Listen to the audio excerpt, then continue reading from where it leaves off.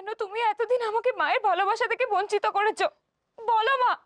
আমি অন্যায় করেছি বনি, তোকে আমার ভালোবাসা থেকে বঞ্চিত করে, কিন্তু কেন উত্তর আমি দিতে পারবো না। উত্তর তোমাকে দিতেই হবে মা। বাবা, পিসি, মামারা সবাইকে আমি বলবো যে তুমি বেঁচে আছো। আমি এক্ষুনি ওদেরকে ফোন করবো। না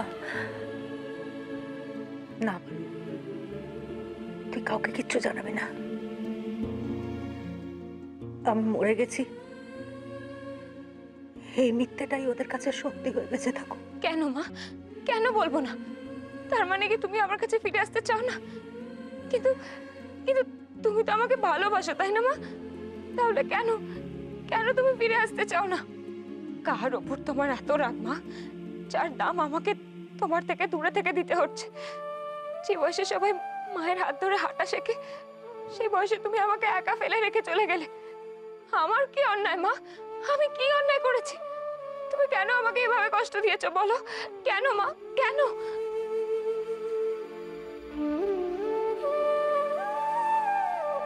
মুখ ঘুরিয়ে নিয়ে তুমি আমার প্রশ্নকে এড়াতে পারবে না মা, তোমাকে বলতেই হবে। বলো, কেন দিনের পর দিন সবাই আমাকে মিথ্যে বলে গেছে যে তুমি অসুস্থ হয়ে মারা গেছো? কেন এই লুকোচুরি মা? তুমি তো বেঁচে আছো, তাহলে কেন দিনের পর দিন আমি এই মিথ্যেটা নিয়ে থেকেছি? বলো মা, বলো কেন?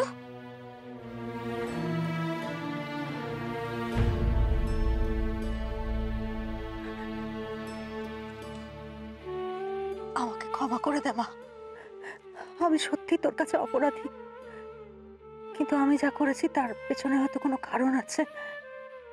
যাই থাকুক না কেন, আমি সত্যি তোর কাছে যে অপরাধ করেছি তার কোনো ক্ষমা হয় না। আমাকে ক্ষমা করতে। ক্ষমা চেয়ে নিলেই 7 খুন মাফ, তাই না? আর যে মায়ের আদর ভালোবাসা আমার পাওয়ার ছিল, সেটা সেটা আজ কি করে ফিরিয়ে দেবে মা? স্কুলে সবাই নিজের মায়ের সঙ্গে আসতো, কিন্তু আমার মা তো আসতো না।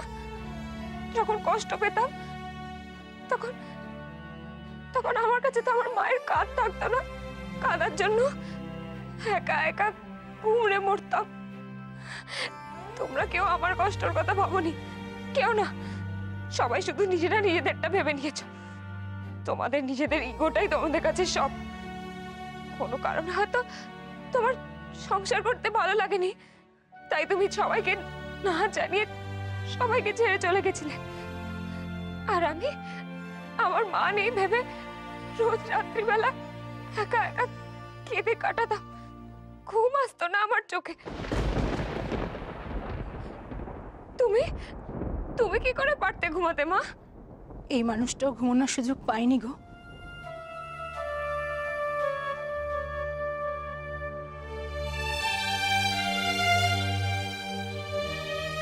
এই মানুষটা এতদিন ধরে যা করেছে, বুকে পাথর চেপে করেছে।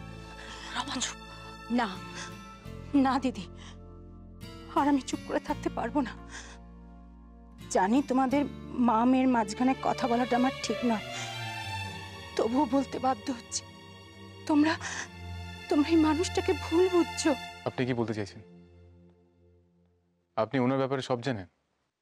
না, জানি না। বিশেষ করে ওর অতীতটা নিয়ে যে তোমরা ওকে দোষারোপ করছো, সেটার বিষয়ে তো কিছুই জানি না। তাহলে কি করে বলছেন জীবনে ভুল ভাবছে? আসলে আমি দেখেছি জীবন ধারণের জন্য দিদি দিনের পর দিন কতটা লড়াই করেছে। দিদির কাছে টাকা পয়সা তেমন কিছুই ছিল না, সহায় বলতে ছিল সামান্য স্কুলের চাকরিটুকু। তাই দিয়ে হাত পেটা খেয়ে দিন কাটিয়েছে দিদি। অতিরিক্ত সংসার খরচের জন্য দিদির হাত থেকে সেলাই পর্যন্ত করেছে, কিন্তু কারো কাছে কোনোদিনও হাত পাতেনি। যে মানুষটা এত সৎ, সে কোনোদিনও কোনো অন্যায় করতে পারে না। আমার মাও দিনের পর দিন ঠিক এরকম কষ্ট করেছিল। আমি জানি আমার মা কত ভালো ছিল। বনির মা তাহলে কেন খারাপ হবে? তুমি যখন এতই কষ্ট পেয়েছো মা, তাহলে কেন আমাদের কাছে ফিরে আসোনি? কেন কেন সবার সামনে এসে বলনি যে আমি বেঁচে আছি, বনির মা বেঁচে আছে, তাহলে তো আমিও আমার মাকে ফিরে পেতাম। কেন মা, কেন তুমি সবাইকে না জানিয়ে এইভাবে আমাদের ছেড়ে চলে গেছিলে বলো? ভয়, ভয়। আমি কাউকে বিশ্বাস করি না, কাউকে বিশ্বাস করি না আমি। ভয়?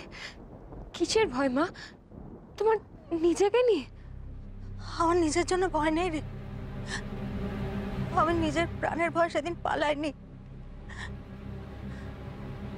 আমি পালিয়েছিলাম আমার ছোট মেয়েটার জন্য।